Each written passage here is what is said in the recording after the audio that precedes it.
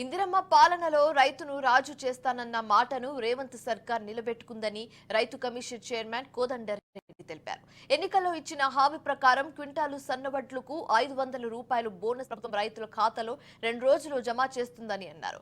దేశంలో ఎక్కడ లేని విధంగా పెద్దెత్తున 18,000 కోట్ల రూపాయలు రుణమాఫీ, సన్నవడ్లకు బోనస్ ను ప్రభుత్వం అమలు చేస్తుందన్నారు.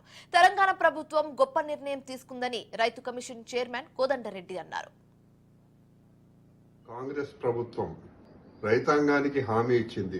సన్నోడ్లకు 500 రూపాయల బోనస్ ఇస్తానని చెప్పి గౌరవ ముఖ్యమంత్రి రేవంత్ రెడ్డి గారు పిసిసి ప్రెసిడెంట్ గా ఉన్నప్పుడే వరంగల్ డిక్లరేషన్ లో ఈ మాట రైతులకి హామీ ఇచ్చింది.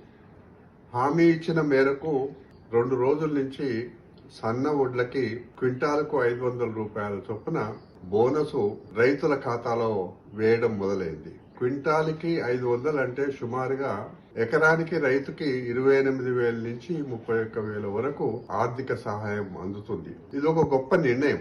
ఈ కాంగ్రెస్ పార్టీ అధికారానికి వచ్చిన తర్వాత ఇచ్చిన హామీలలో నెరవేర్చడంలో పెద్ద ఎత్తున 18,000 కోట్ల రూపాయల రుణమాఫీ గాని, సన్న వడ్లకు 500 రూపాయల బోనస్ గాని, ఇది దేశంలో ఎక్కడా లేని విధంగా చేసిన ఈ సహాయాన్ని రైతులు సార్థకం చేసుకొని పెట్టుబడికి ఉపయోగించుకోవాలని ముఖ్యమంత్రి గారు మొదలే అన్నారు. మా ప్రభుత్వం రైతును రాజును చేస్తామనే మాట అనేక సందర్భాల్లో అన్నమాట ఈరోజు ఈ ప్రభుత్వం నిలబెట్టుకున్నది అన్నమాట మనవి చేస్తా ఉన్నాం.